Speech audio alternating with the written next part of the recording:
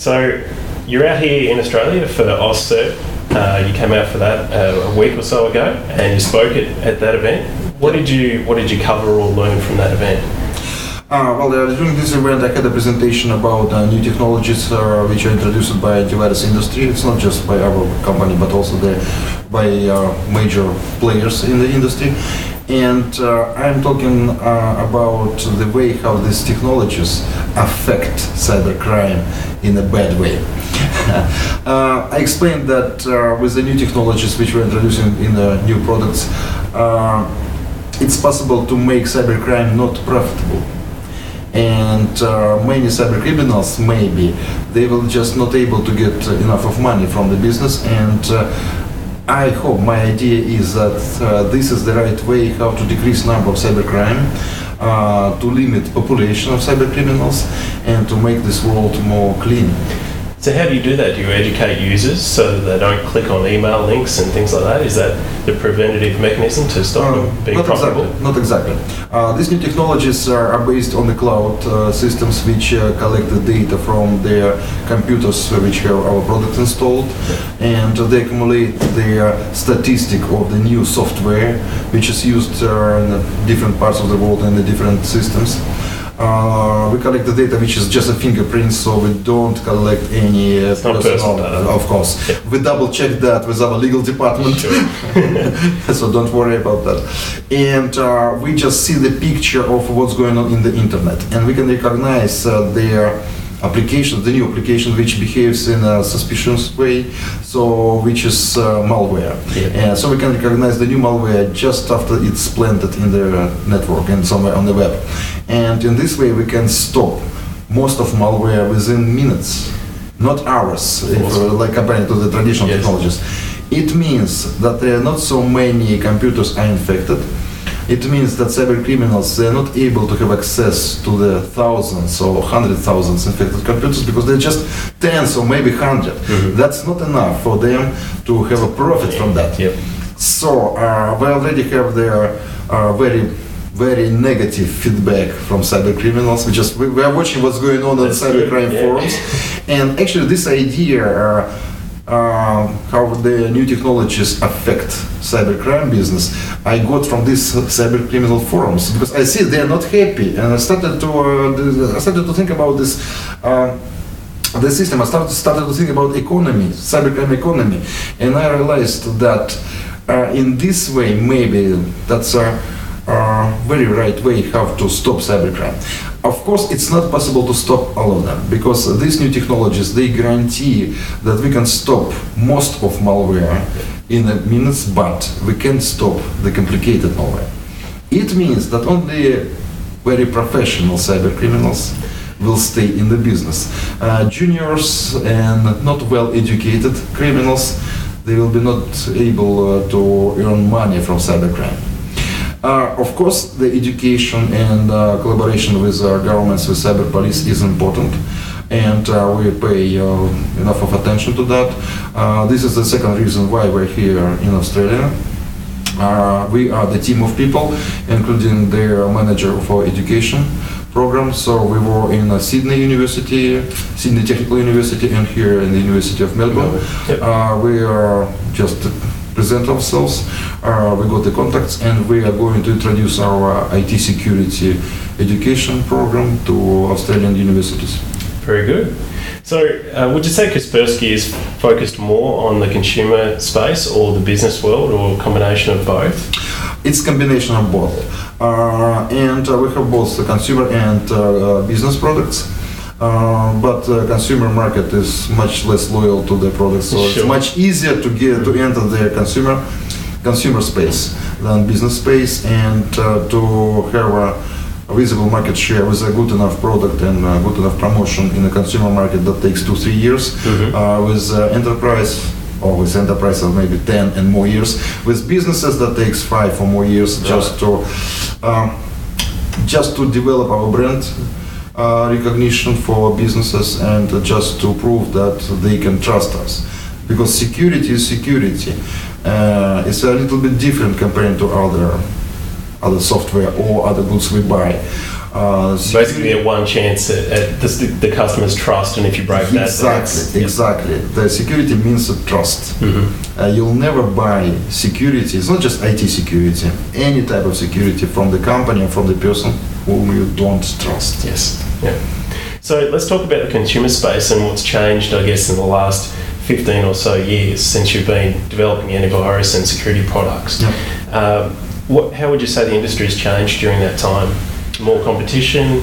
Well, there are three major changes. First of all, that the operating systems and devices are different. Now it's not just computers, but mobile as well. It's mobile as well. Yep. It's not just serious issues with Windows security, but recently we heard a report about Mac. So the Mac Defender issue? Yes, exactly. Yep. So now it's Windows security, Mac security, and mobile security. So that's why they are. It's how the picture looks like at the moment. The second difference is that cyber criminals, they are many of them, they are much more professional than in the past, and they develop very complicated attacks. We have reports about malware, which has two targets to attack, so that's computer and mobile phone. When they attack the bank, online banking systems, which have confirmation, authorization by mobile phone with SMS. So if they've got the mobile, if they've got the penetration of the mobile, and they get both angles. Malware has two components. So multi-factor authentication is useless. It's not useless. No, if the mobile has been affected and you're using that as a second factor, it's another level of protection, and it's much more complicated to develop multi-component malware. So it stops this double authentication stops many cyber criminals, but not all of them. Yep. That's why we see there's more and more attacks on the consumer business, and enterprise as well. They're much more complicated than in the past.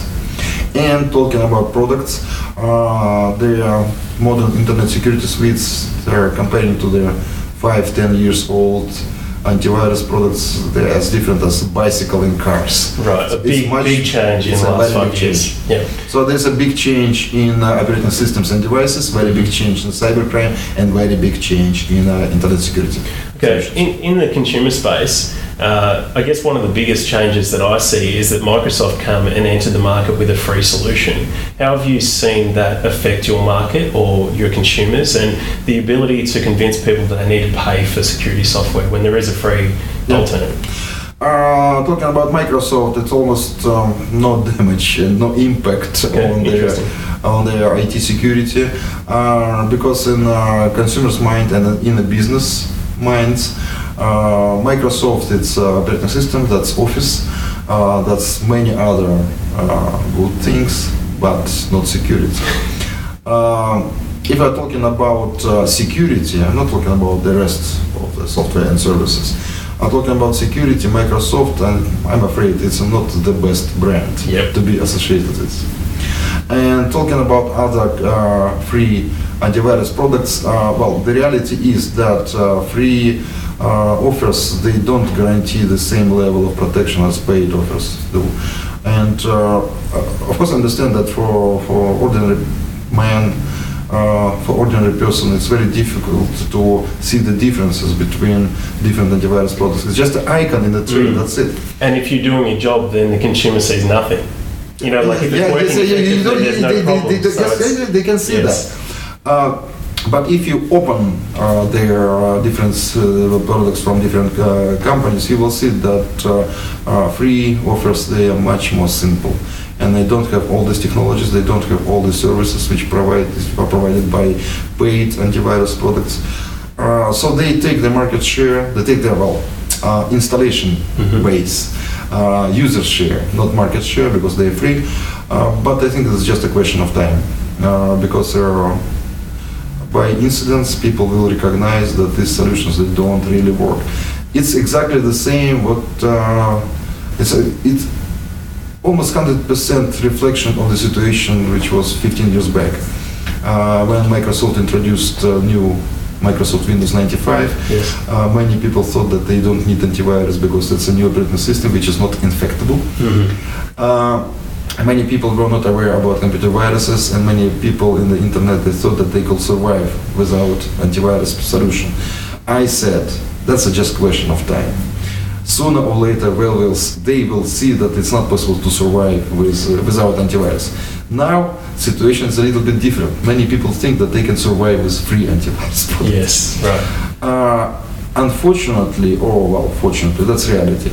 To have their good enough protection, to have their high-end protection, to develop that and to support that, that's a very big investment into the R&D, into the services, which free antivirus companies, they don't have resources for that. Yes. They can't handle that. So you recently made the announcement of Kaspersky AV and Internet Security 2012.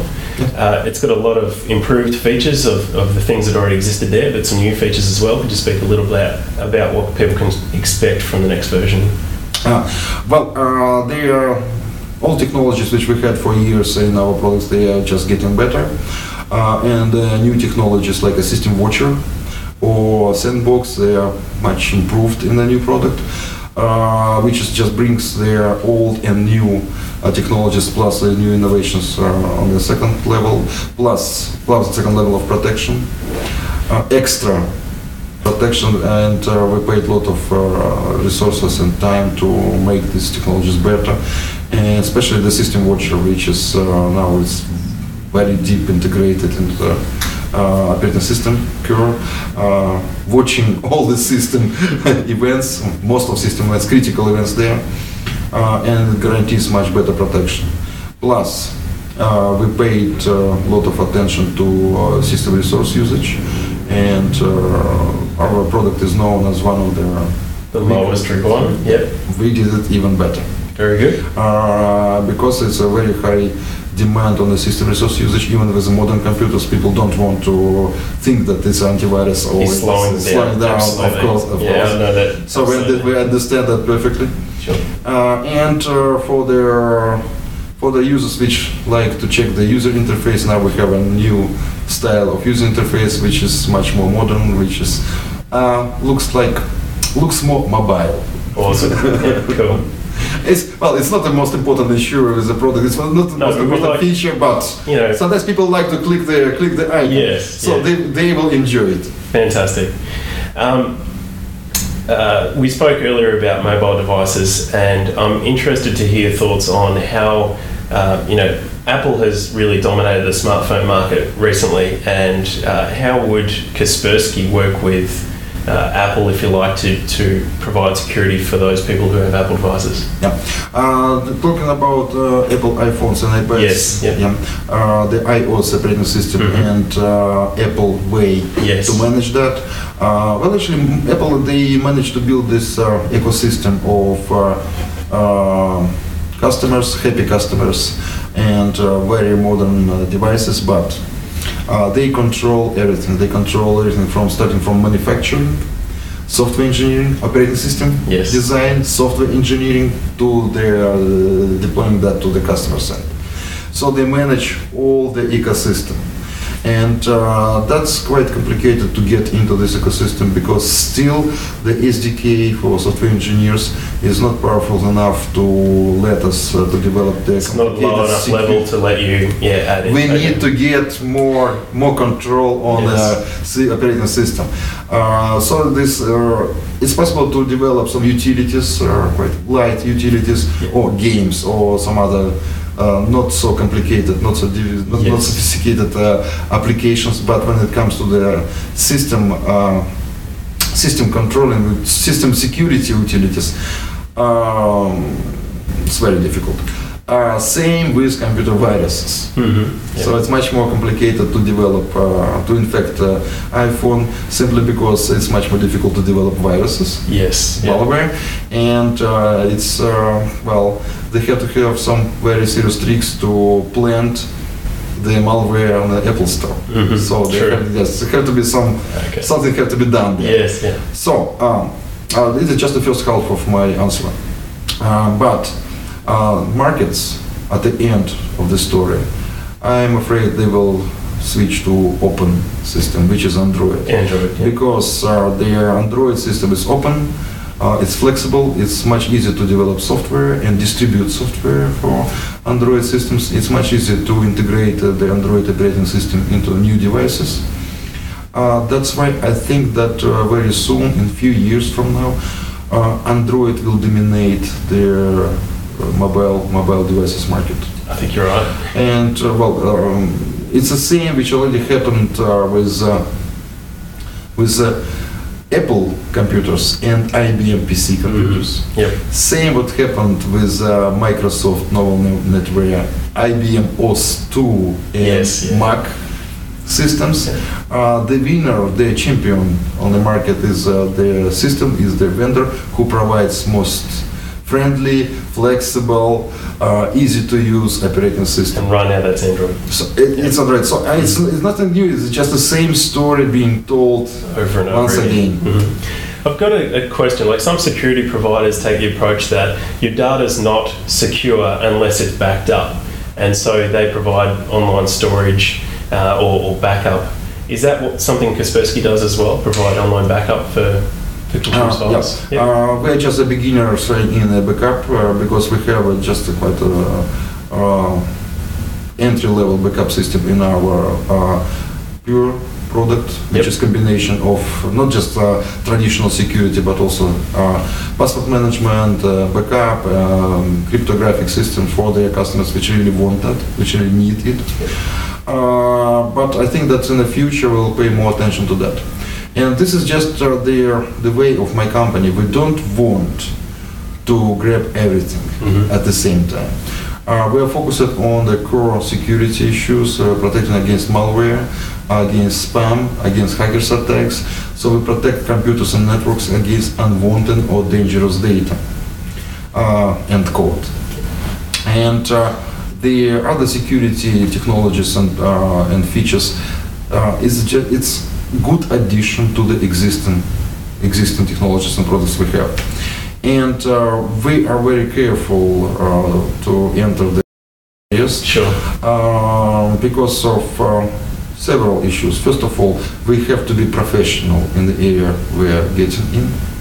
If you want to do it, you want to do it right. Yep. Second, the very easy way is to acquire a company with a product. We are very conservative with that because acquisition means that you acquire not just technologies and products but also people. Sure. And one of the reasons of success of my company is that we have a special culture in the company. We have a special spirit, and if we acquire too much, it will be a very bad damage on the corporate culture, corporate spirit. And I don't want to be the same company inside, same like our main competitors.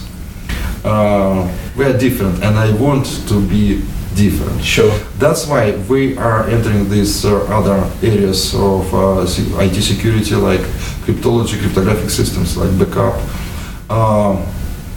anti-DDoS protection, and other areas. We are entering step by step. And we prefer to develop all that in-house or to license new technologies. So we spoke earlier, and you mentioned that a lot of the development comes out of Russia, and then the business arms in the different countries are really sales ventures to market to that individual country. Yeah. How many people does Kaspersky employ at the moment? It's more than 2,000 people worldwide. About half of them, they are in a Moscow office in Russia. And about 800 engineers worldwide. Okay. Mostly in Russia, but also in Seattle, Oxford, Beijing, Tokyo. In Russia, we have our R&D, the main R&D office in Moscow, but also in St. Petersburg and Novosibirsk. You're obviously it's quite a distributed development. Yeah, sure thing. You're obviously a very successful businessman, and I'm intrigued to get your advice for somebody who's starting a business now and looking to grow. You know, they may have the ambition to be an international company. What advice would you give them? My advice is, if you want to have your own business, you have to find something which you have disease of, which you really love. which you want to do, where you have some genius ideas, or you agree to spend all your life on doing that, and to be very concentrated on that. Don't afraid of mistakes and of very hard work. You just exchange your life on the success. If you're not ready for that, better to find a job in some company. Work for someone else. Yeah. Fantastic. So, what about choosing the right staff? How have you gone about getting the right people to achieve what you've done? Sorry, say it again. How do you find the right people to employ? That's not easy, and of course there are many mistakes on the way. We're just looking for the right people, and we stimulate them. They will make them to feel like in family, like in a team of people, like in a gang fighting for success. And some of them, of course, they're not so successful, so they stay on their own levels, or they leave the company. But many of them, they stay, they develop, they've been developed, and they learn, and they have a very good careers. So the company works like a very big filter of people. And there are not so many people leaving the company. We have a special spirit. Yes? Yes. That's great. If you say no. All right, that's probably going to wrap it up. Thanks very much for spending some time with us. Thank you very much. Appreciate it. Thank you.